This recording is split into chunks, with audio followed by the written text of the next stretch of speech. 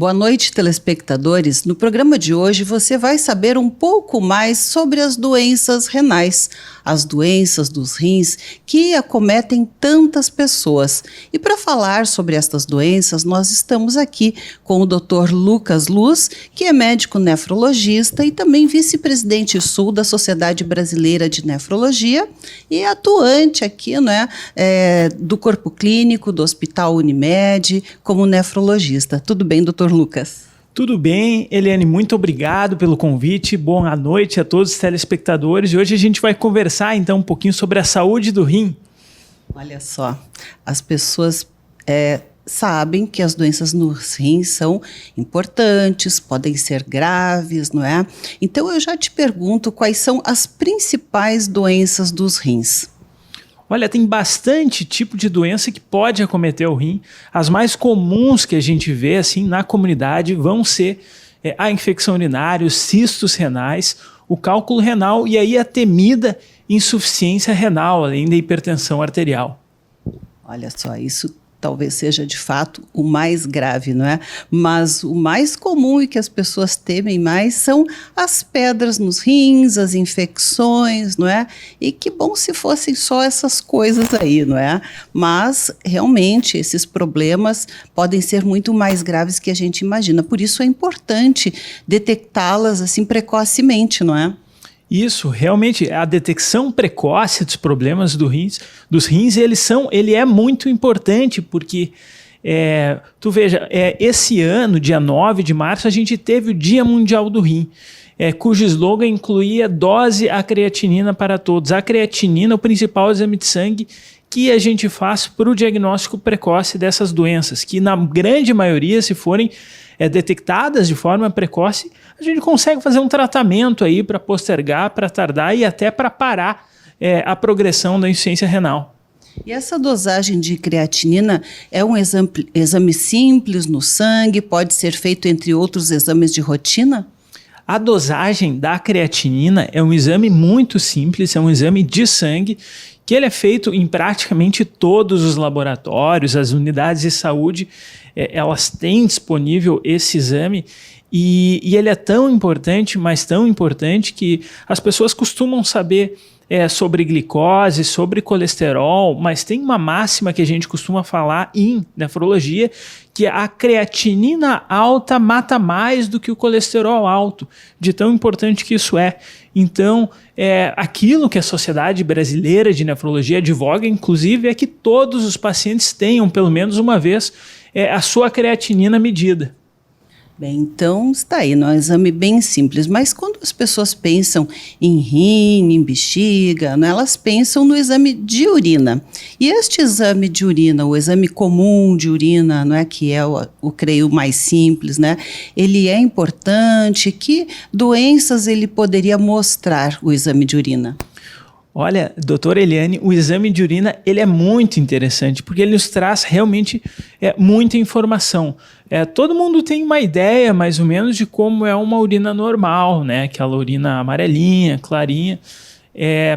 O aspecto da urina, mesmo sem microscópio, pode nos dar algumas pistas sobre a presença de doenças renais, Por exemplo, uma urina mais escura, mais alaranjada, pode ser por ingesta de beterraba, pode isso significar um início de uma desidratação, mas também pode significar que tenha sangue naquela urina, pode significar até câncer no rim, em última análise. Depois, quando a gente olha no microscópio a urina, então a gente vai ter uma gama muito maior de informações, eu tenho um caso muito interessante de um amigo particular meu que falou que um dia ele estava em casa, ele mora numa casa, mora perto de um sítio, ele fez xixi na grama e outro dia tinha um monte de abelha na grama.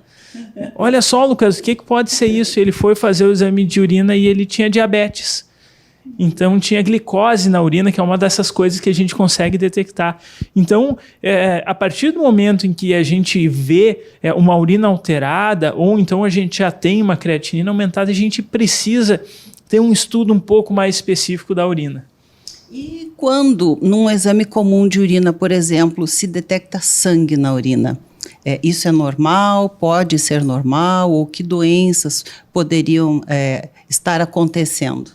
Olha, a presença de sangue na urina nos levanta, pelo menos, a suspeita de várias situações, né?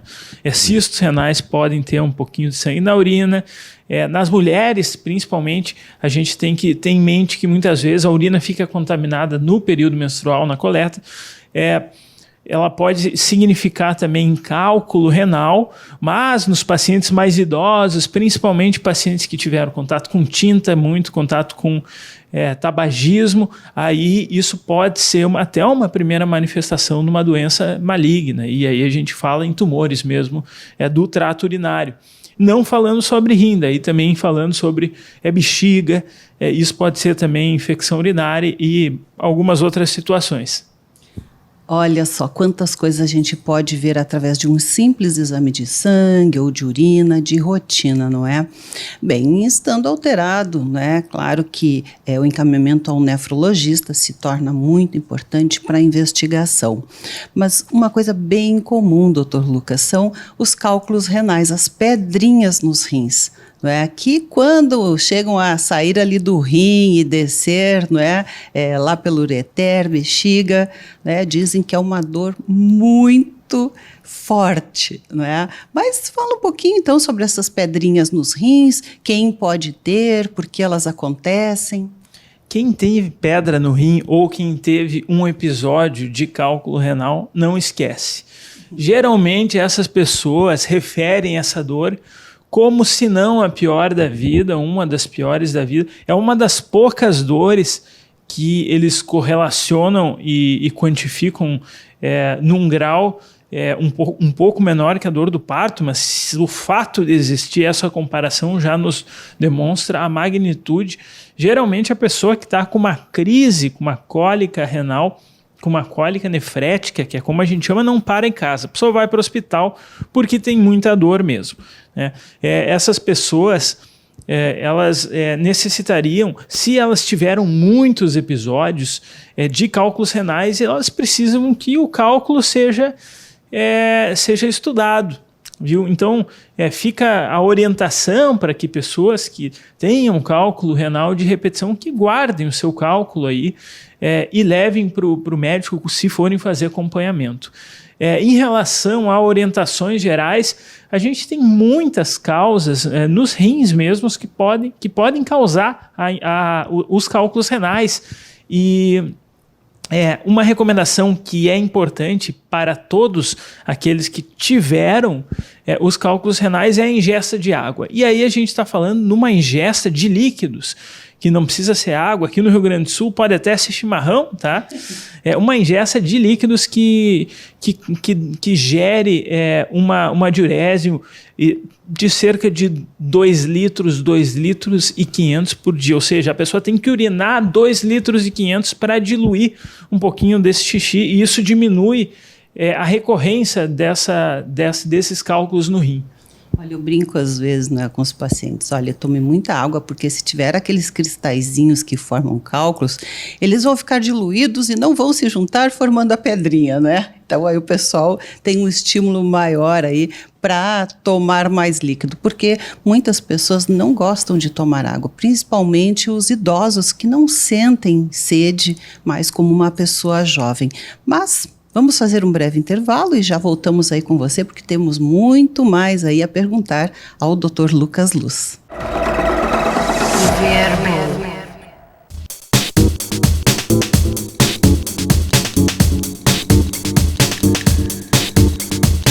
Estamos de volta e continuamos a conversar com o Dr. Lucas Luz, médico nefrologista, que nos falava no bloco anterior aí sobre as inúmeras doenças renais e do quanto é simples detectá-las através de exames de sangue ou de urina, né, de rotina. Mas, Dr. Lucas, a gente queria saber um pouquinho agora sobre algo bem comum, que às vezes até se detecta numa ecografia abdominal, não é? Que são os cistos nos rins. O que são esses cistos? Tem pessoas que têm vários cistos, outros cistos pequenos, outros cistos grandes, né? O que são eles? Então, cistos renais, eles são muito heterogêneos, quer dizer que tem muitos tipos diferentes de cistos renais, né? Quando a gente fala de cisto renal, a gente fala desde um cisto muito simples, que é um achado, que boa parte da população tem, né? Se estima que os pacientes mais idosos, uma proporção deles tenham algum cisto renal. Isso não quer dizer nada, isso é apenas uma variação que acontece ao longo da idade também. Pelo envelhecimento, isso é numa ponta, e na outra ponta a gente pode ter até câncer no rim, né?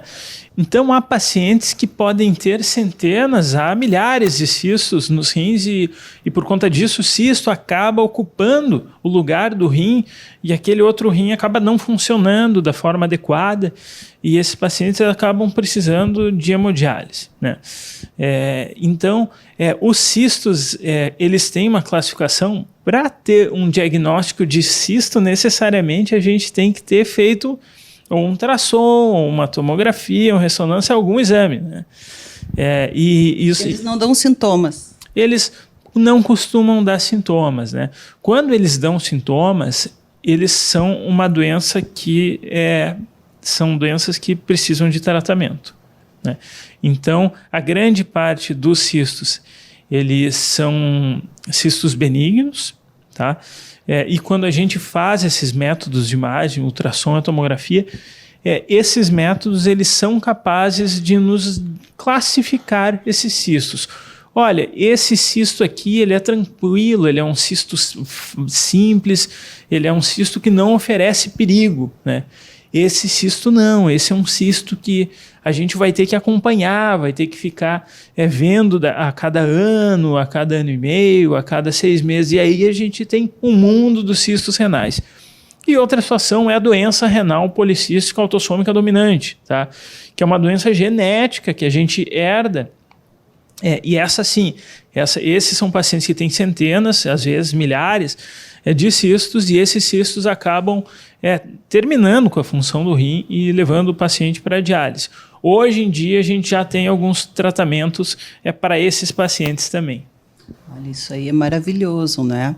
Mas e se a pessoa fizer um transplante renal? De pelo menos um rim, isso já melhora, tira a pessoa da hemodiálise ou necessita continuar fazendo essa hemodiálise. E até para explicar um pouquinho melhor para as pessoas, né, o que exatamente é a hemodiálise, o que ela faz, né, com a pessoa que tem problema, uma insuficiência renal crônica, por exemplo.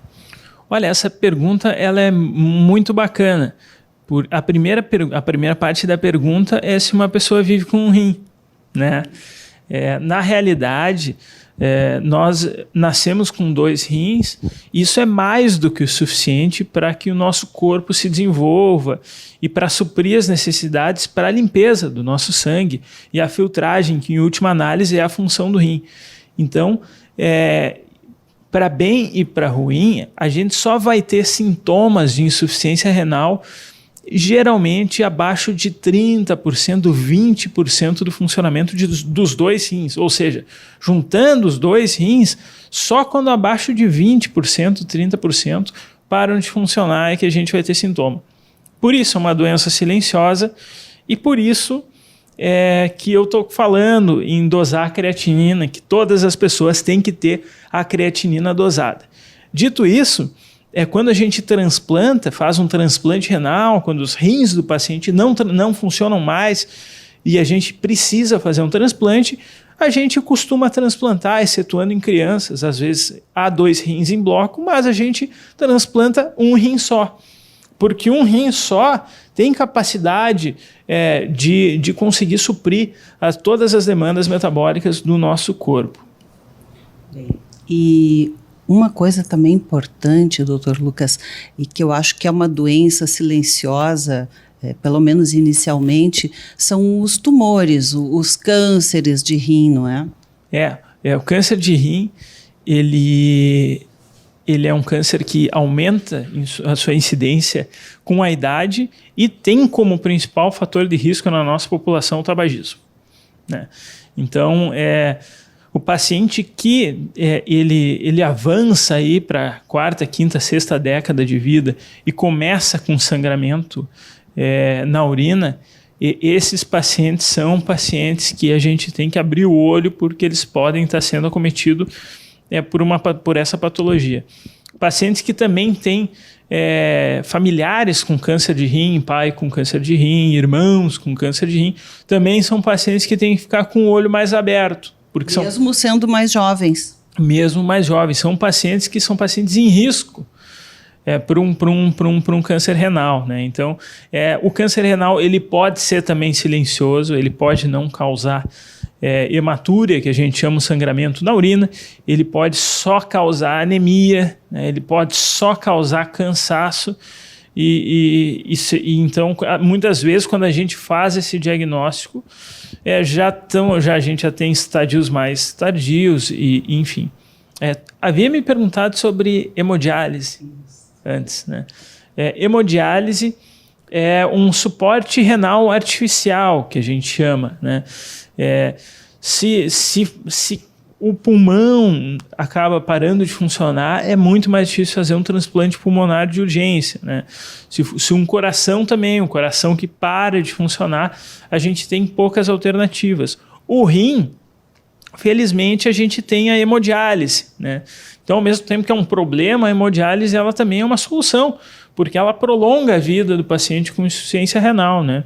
É uma máquina, na realidade, em que a gente costuma pegar, a máquina de hemodiálise, a gente costuma pegar o sangue do paciente, o sangue do paciente passa por um filtro, que tem algumas soluções que a gente faz, que são de uma forma até matemática, a gente faz as contas com sódio, com potássio, com sais minerais da pessoa, e depois a máquina torna com o sangue limpo para a pessoa, né, com o sangue filtrado, e isso é uma forma de vida, né? Isso pode prolongar por muitos anos a vida de uma pessoa. Tem pacientes em 10 anos, 15 anos, até 20 anos em hemodiálise.